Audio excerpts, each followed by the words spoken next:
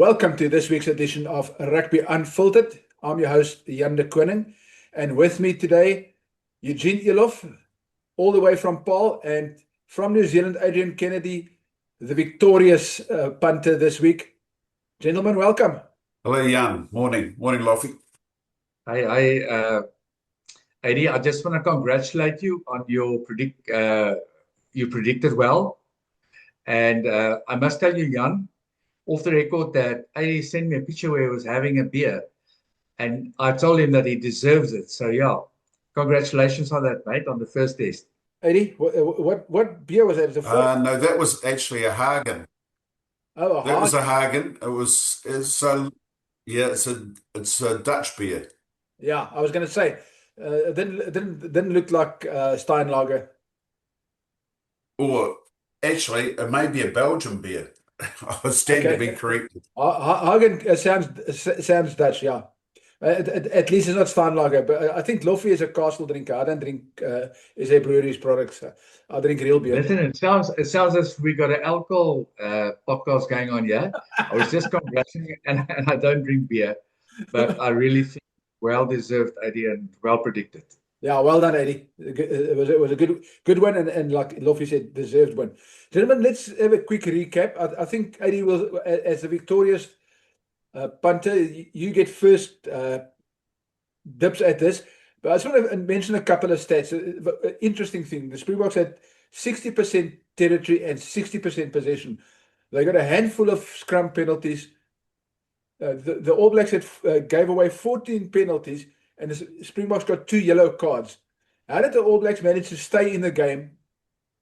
And yeah, I mean, how did they manage to stay in the game despite all the odds and all the stats going against them? Yeah, by staying incredibly connected. I thought it was very, very close margins. We're under the pump for long periods of that game. And really, I sort of breathed a sigh of relief, not on after the second yellow card, and I really thought at that point, that's it. But until that time, we were under strain. Throughout the whole game. So it's just by being resilient, staying connected, taking opportunities when they come. Yeah. They were also certainly, in my view, my uneducated view, they were far more clinical than the Springboks. Yes, they attacked in certain areas, Jan. I think you guys would have identified that as well. And they cashed in as a result. Yeah. Eugene, in stark contrast, I mean, the Springboks had 23 turnovers and I think 25 missed tackles. I mean, that's very uncharacteristic. Yes, very much. If you take this test in whole, as Eddie also said there, the margins were very small. A lot of uncharacteristic errors we made, unforced errors, missed tackles, and I think we were in the game until about the 47th minute round there, when they chased down that kick of our scrum off and they scored that try. It tended to lift their spirit. You can watch their body language and take nothing away. The All Blacks came out to play. They really played a great game of rugby. And I think for the morale in their country, it's also important for them to do well. And then we were still back in there. We were still in the game, Jan. And then we had those scrum penalties 5 meters from their line. 2 penalties, scrum penalties, and the third one, which we hoped, of course, that we would get a card or something. They scrummed us, turn around, and I think that is where the game swung across in. And then they scored, which I thought was a great try in the right-hand corner that Luke Jacobson scored. And then we made a mistake from the kickoff, kicking it deep and coming back from a scrum in the middle. Then we were under pressure. So we put a lot of pressure on ourselves. And of course, the 2 yellow cards in the last 11 minutes doesn't help. You cannot win a test like that with 2 yellow cards. So all the credit to the All Blacks winning the first test, and maybe the Achilles, as I called it, of Ellis Park is gone now. It's also a new record they set up there of the All Blacks beating the Springboks. Jan, you better with stats. So yeah, but it's not over. It's one test, 3 to go. Yeah. Eugene, you did touch on something, and maybe, Adi, you can come in afterwards. You spoke about that scrum when we conceded a penalty. And I don't know if you call it a technical penalty, but our prop stepped around, was blown for stepping around. We've been scrumming them all the time. And straight after that, we saw the guys' heads drop. You know, that suddenly they were away on out of the territory. It's just like the guys. I know that players don't do it consciously, but it's just like the guys' heads dropped and they lost focus. Yeah, no, I'd agree with that, Jan. If we were to go back through and we were to show those clips of those scrums, the Springboks were clearly dominant, I agree. But that scrum, I think the referee did call it right. Although it initially went up on the left-hand side, the loose head side of the scrum, the back five of the Springboks then walked it round. They were seen to travel, it sheared round to the left, and they walked it round. And rather than scrumming through the All Blacks, they walked it round the side of the scrum.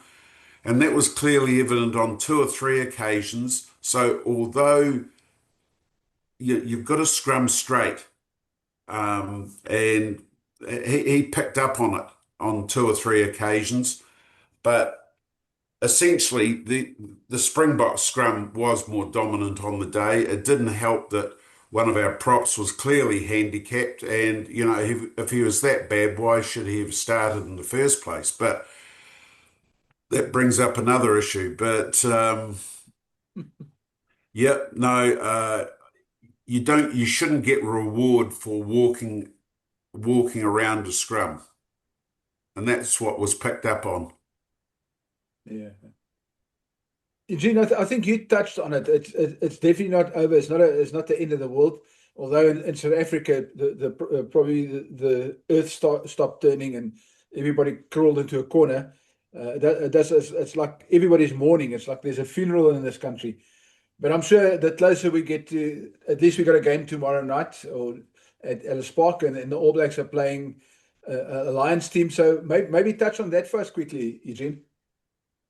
Yeah, I think I just want to also just come back to a remark you made about hairs hanging.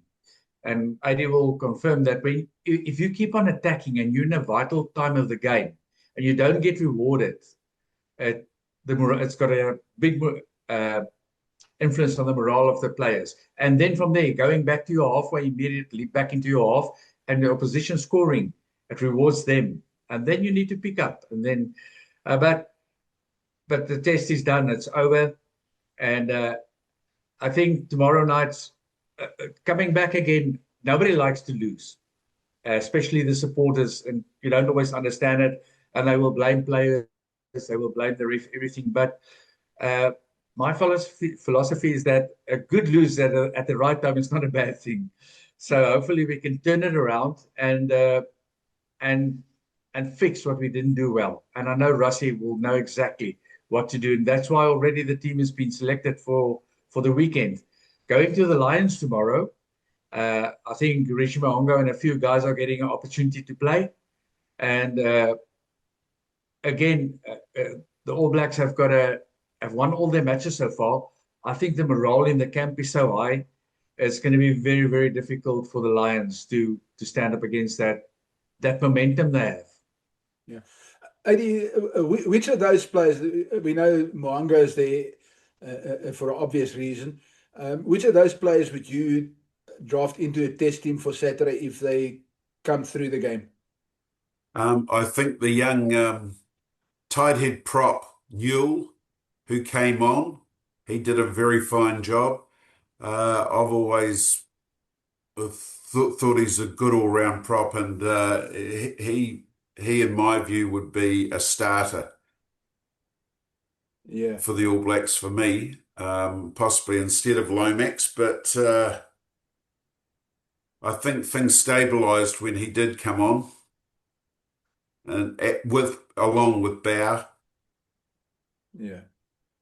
But I don't think there's really any cause for any changes at this point. Maybe Tui Pelutu, who's I understand is going to captain the All Blacks against the Lions. Maybe the microscope goes on him, between him and young Darry, as to who starts, but probably with his experience and leadership qualities, maybe Tui Pelutu gets the nod for the second test. Yeah. Would you consider starting Mo'unga despite Love's good performance? No, I wouldn't make the change there. No, I think that Ruben Love has done everything asked of him so far, and that should continue. There should be continuity in selection. I agree, Loffie, Jan. I just want to go back. Jan, Yeah, before go you for go, I just want to go back. Something that we haven't mentioned. I thought the All Blacks defense was very good, and they actually forced us into those errors. And I don't know if you saw that the tacklers were ripping the ball. Yeah. They went for tackle and ripping, and they ripped a few balls. And the vital one they ripped was Marks when he went over the line, and also from Jasper Wies, who I thought they had a fantastic game. So defense of the All Blacks had a big influence on us also making those unforced errors. And give credit where credit is due, and I'm sure we will fix that coming this weekend. Yeah. Loffie, can I just ask this? Do you think the game management of 9 and 10 of the Springboks was a bit clunky? Yes, I know. And there's also been a lot of criticism here in the media of the guys. But, it goes further than that. I don't know if you agree with me that the quality ball that we got, loose ball from the rucks, wasn't always clear cut. It was popping out, and to be a halfback in those circumstances. Yes, I it was don't under think, pressure.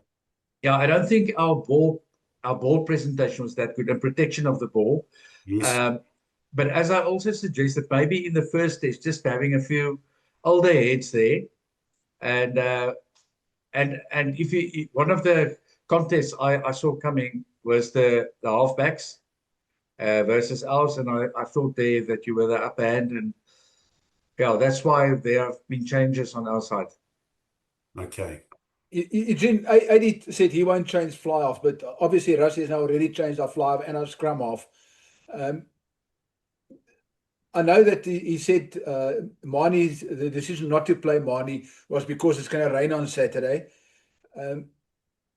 Would you still play Sasha? Would you not give somebody else a chance for more steadiness? Because Sasha is clearly not on form and is having general form issues. I know he's not a bad player. I'm not saying he's a bad player. He's extremely super talented. But Sasha needs to work on parts of his game, especially his mental game. Yes, Sheldon, you know what? One should not chop and change on the teams and just rotate. I think the choices Rassie's made now is perfect. Whether it rains or sunshine, it doesn't matter. You need old heads, you need a cool head, you need experience there. And I think in last week's podcast, I suggested that I thought they should start with Reinach and with Pollard, and then bring the youngsters in. I won't just chuck Sasha away, because he covers a few positions. So I guess, one should not just chop and change for nothing. And then, of course, we were forced to make changes due to the injury of Colby. But further on, I think the team has that pick now going forward. Jan, I don't know if you want to talk about the team. I think the team is very solid and a lot of experience, much more experience, and the guys won't make the same mistakes. Yeah. Excuse me, fellas, but Yeah. who I haven't been updated, but I'm not sure who is Rassie picked as his 9 and 10 for the second test. Reinach and Pollard, sorry. And Pollard. Pollard, yeah. Pollard, yeah. Oh, right. Pollard is still in England. So that's what I suggested last week, that I would have started with them. Just for the experience. And it's a test. It's a massive test. Yeah, sure. Then he's got Hooker on the other wing, because Colby is injured. Yeah. Okay. And then the props, he's got Thomas the Twee on the bench. So this is what I was going to do this in any event, Loffie. So let's go to there. He's bracketed Sia with Paul de Villiers, but Peter Steff keeps the captaincy. So Sia is still struggling. He wants to give him as much time as possible to be fit for Saturday. If with hamstring problems, I don't know, Loffie, let's tackle that first, both of you. If a guy's got a dodgy hamstring, he first injured the one hamstring, then the other hamstring, he's still not quite lekker. And I know that captaincy and his leadership's an issue, but he can be a leader off the field. He can sit on the bench. He can be a water carrier. There's lots of ways of keeping Sia involved without risking a hamstring. So maybe, Loffie, you can start with this one. There's actually there's nothing to say. You don't play an injured player. You don't play a guy with niggles. He can give you 2 minutes. He can give you a minute, and he's off, and then you're in trouble. So yeah, I can understand why he's bracketing them. Most probably just to do a field test by Thursday, and then he'll make the decision. So yeah, you can't play a test with a guy with niggles. Yeah. The other big question. I agree entirely with that, Loffie. Yeah, it's a bit like Sia's been a wonderful captain and very fine player for the Springboks, but it's a bit like the 1970 series when Colin Meads got a broken arm against Eastern Province. They tried to wrap him up and tried to play him when he's injured. Well, he's not the same player. So you've got to play people who are fit and healthy. So was his right hand was almost injured, so he knocked the guys with his left hand. Yes, absolutely. I was a big fan of Colin Meads. Yeah, he was. It was at Palm Brink, Eastern Transvaal, at Palm Brink in Springs. That. I'll never forget. There's this famous, and the All Blacks keep telling this. They were standing in a tunnel, and the two captains were next to each other. And Colin Meads apparently, I know he meant that this was going to be, fun, or he wanted to just engage the opposition. And he said to them, "It's a bit bare there, I mean, you know what in the 70s what those fields looked like. It was just sand and very dry brown grass." And the Eastern Transvaal captain looked at him and says, "We're here to play rugby, not graze." So yes.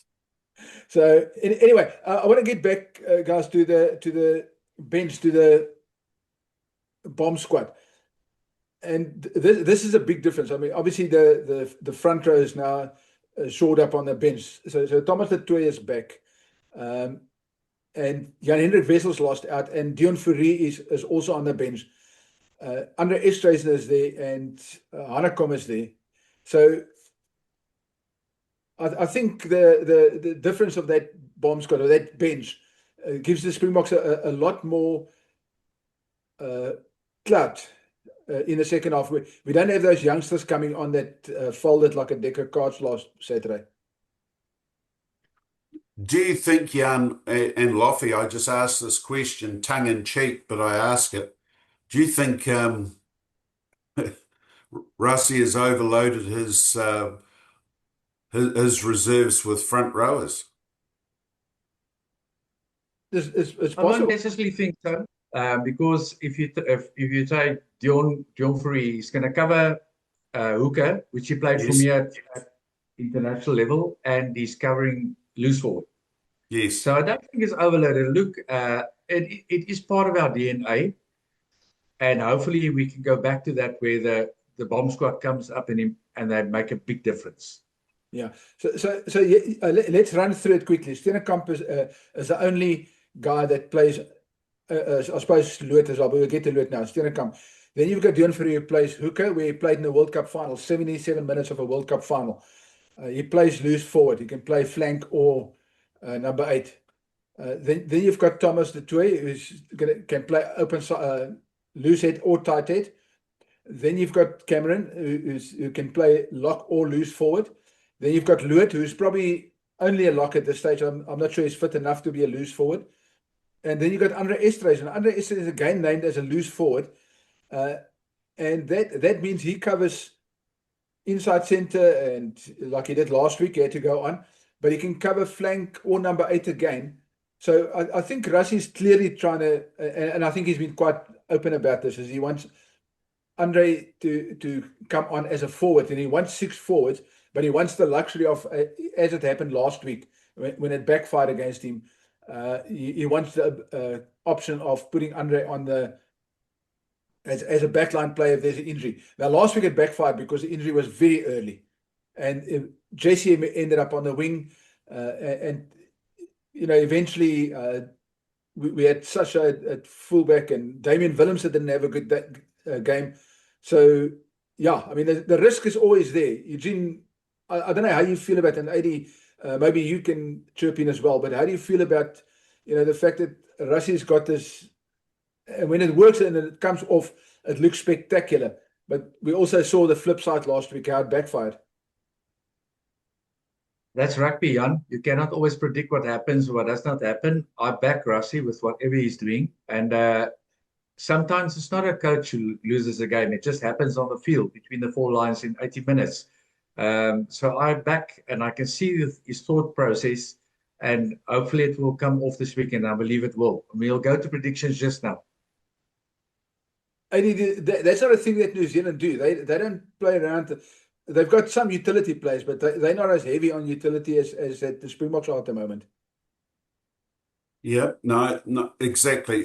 Well, it's not very often it doesn't work for Rassie, so that's probably like a one-off, a blip, and probably that happens every now and then. But to happen in such a vital test is not probably a good thing for the Springboks. But yeah, he'll learn from that as well. But the thing I'd say, there's always been a huge emphasis by South African rugby people and players on the scrum.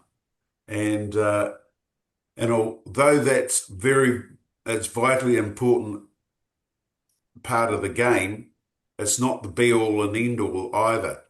So there's other aspects to the game you've got to pay attention to as well. I always remember having Korpus Vazaki, who played for Western Province, the Stormers, and I ended up at Saracens with him, and he was a magnificent scrummager, probably one of the finest scrummagers the world has ever seen. But I was trying to add other layers to his game, and I gave him some work-ons, and he got a bit frustrated with me and said, "Look, Adriaan, all I want to do is scrum." And I nearly fell off the chair laughing because all he wanted to do was scrum. There was nothing else he really wanted to do in the game. That's it. And But we love scrum. We love scrumming. yeah, absolutely. There's nothing wrong with scrumming, but there are other aspects of the game than scrum. You're so right, AD. And also we did dominate the scrum, but not that one vital one. We did dominate it, but we didn't use that domination of the scrum well after that. That's exactly what you say. That's it. Other phases that comes from that, the lineouts and so on. Yeah. Gentlemen, both of you, before we go to predictions, we get into that time of the day, prediction time. What role is emotion going to play this week? Adriaan, maybe you can start with this one. The Springboks will obviously be hyped up. You don't need to, after a loss like that, you don't need to go and say anything. You don't have to swear in a dressing room. You don't have to have big whiteboards or big motivational songs and stuff. How big a role is the emotions going to play this week? Hugely, Jan, hugely. Well, it's something of a homecoming for us, I suppose, because in Cape Town, the All Blacks have always had wonderful support. So we will be drawing on that wonderful support to rally our troops. So in fact, will it be something like a home game? I'm not sure, but they will have confidence knowing that they've been at probably the premier venue for South African rugby and beaten the Springboks. So they would have drawn a lot of confidence from that. So I'm hopeful with a little bit more possession, we'll bring a bit more territory, and then hopefully we can unleash. But is the weather not going to be so good? Is it going to be wet? Yes, it's going to rain Saturday, yes. Oh, okay. Okay, emotions. Let's talk. We're going into this match as the underdogs, and that's it is good. Everybody's going to expect New Zealand again to do exactly what they did at Ellis Park. It's not going to be that easy. The pressure's on them this time. So yeah, both teams will be hyped up. They are professional rugby players. They've got professional management. They will know how to handle the hype, the social media, and everything. And it all happens between the four lines. And Adi, you know what was great for me on Saturday about the rivalry? I don't know if you guys could see how quiet our supporters were while you guys were doing the haka. Yeah, that was very respectful. Very, very good. I thought so too. And hopefully this weekend we're not that quiet. I simply enjoyed that we didn't hear ole for the entire haka, because if you want to wait till they finish and then you can start singing. I mean, whatever you want to sing, there's so many other beautiful things you can say. Gentlemen, before we run out of time, I think let's start predictions. Eugene, you can have the first bite at the cherry tonight. Yeah, I think we're going to come back. We're going to come with a strong comeback. The weather is not going to win it for us. The supporters is not going to win it. The players need to win it. I say South Africa with 5. Eddie? All Blacks by 3. They would have gathered a lot of confidence from that first test, and with a little bit more possession, I think we'll unleash. Well, last week I predicted the Springboks by a single score. I was horribly wrong on both counts. The All Blacks won, and they won by plenty. But I'm going to double down. I think with Pollard back, with Kobus Reinach, there'll be a bit more control in the Springbok, a bit more gamesmanship. Reinach's kicking game is far superior to Grant's, who's not really a kicking scrum off. So I'm going to go down and say Springboks by 5-7, but it could even be closer than that. Adi, I just want to tell you that after the match, I will send you a picture of me having something as well, and I'll also smile like you smile. Yes, absolutely. Yes. It was Remember, great. it's a home game, Loffie. Yeah. I think Loffie's into his red wine. Yes. Yeah. Okay, gentlemen, I just got to finish with this one. Somebody sent me a picture over the weekend of, and Loffie will know him, but I don't know if Adi knows him. So a wine called Jan. It simply just said Jan. And people wanted to know why I went into the wine business. And I thought it was Jan Boland Coetzee until I checked it out. And it's a South African living abroad, a famous South African chef living abroad who's got brought his own wine out. Beautiful. Jan. Yeah, he's Jan van Niekerk or something like that. It's a very, very famous South African chef. He's Africa's first Michelin star chef. I didn't even know this until I saw the bottle of wine. So yes, Loffie must drink a bottle of Jan on Saturday if the Springboks win. I'm sure he will. I'm prepared. Gentlemen, thank you very much. It's been wonderful, and we'll be back next week, Adi. Yep, no problem. Enjoy the test, man. It should be good. It will be. Thanks, guys, and good to see you, Adi, and we'll catch up next week. Excellent. Till next week. Bye, guys. Thank you. Cheers. Bye-bye. Bye. Cheers, Adi.